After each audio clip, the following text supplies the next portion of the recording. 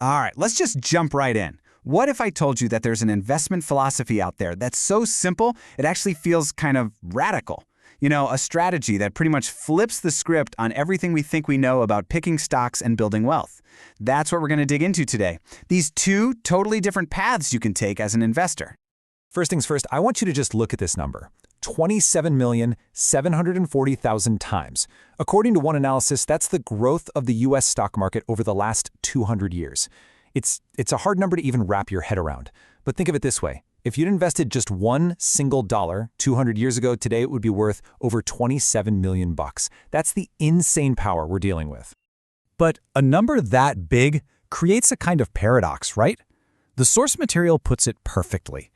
If the market can grow that much, it feels like a zero-sum game. You know, for you to win, someone else has to lose. But if that were true, where does all this new money actually come from? It can't just appear out of thin air. And that brings us to the first huge idea we need to tackle. This whole thing isn't about slicing up a pie that stays the same size. The pie itself is getting bigger all the time. Let's unpack how that's even possible. So let's just ask the question head on. Is the economy a fixed pie, where for me to get a bigger slice, your slice has to get smaller? Well, the fundamental answer is no, absolutely not. Wealth isn't just moved around from one person to another, it's genuinely, truly created. And here's a fantastic way to think about it.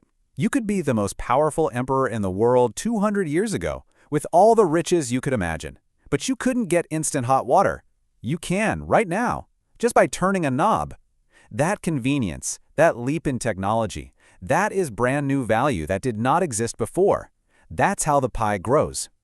And wow, look at this chart. It just lays out the results of betting on that growing pie. Over that same 200 years, stocks went up 27.7 million times.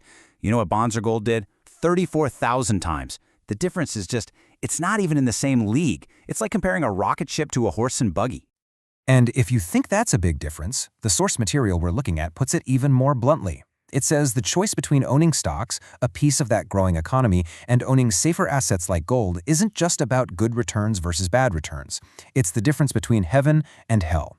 It's a really provocative way of saying the stakes are unbelievably high.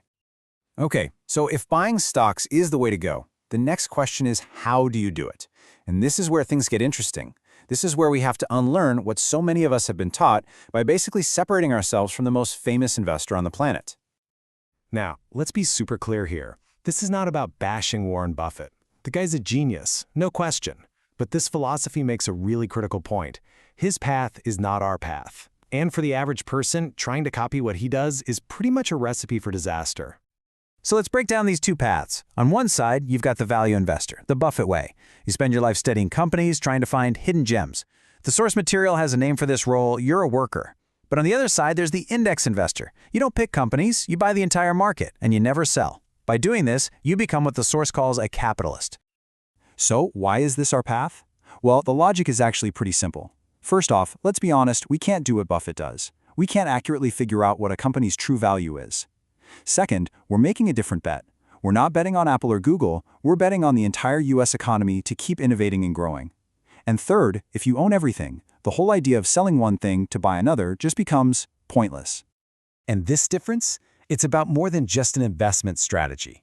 It's about choosing your fundamental role, your identity in the financial world. Are you going to be a worker, or are you going to be a capitalist? So, what's a stock market worker? It's anyone who's actively trying to beat the market. They're the person who's up at 6 a.m., glued to the charts all day, reading dense financial reports all night. They are constantly working. And the source argues that even Warren Buffett fits this description. He works for his returns. The passive capitalists, on the other hand, is the complete opposite. Their job is to put their money to work and then just get out of the way. You buy the market and then you do nothing. Your wealth grows not because of what you do, but because of what you own, a piece of a system that's working for you. And here's the kicker, the blunt truth that comes from the source material. For almost everyone who tries to be a stock market worker, the payback for all that time and effort, it's awful. In fact, most would make a lot more money just working their normal day job and letting their investments sit there passively. Which brings us to our final section. And honestly, this might be the most powerful idea of all. The most effective strategy is also the easiest one. It's the incredible power of doing absolutely nothing. So what does this actually look like? It's almost funny how simple it is. Step 1, buy a broad market index fund. That's one investment that lets you own a tiny piece of everything. Step 2? Well, there is no step 2. That's it. You do nothing else. You let time and the economy do all the heavy lifting for you. And this quote from the source just nails it. The whole point isn't to prove how smart you are.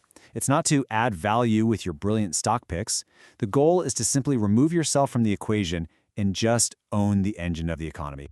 And finally, the source leaves us with this really powerful, almost shocking statement.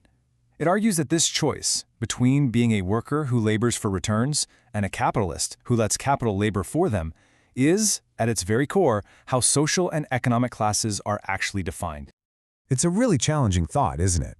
It reframes investing from a game of skill into a decision about your identity. And it leaves us with one simple but pretty profound question to ask ourselves. When it comes to your money, which one are you choosing to be?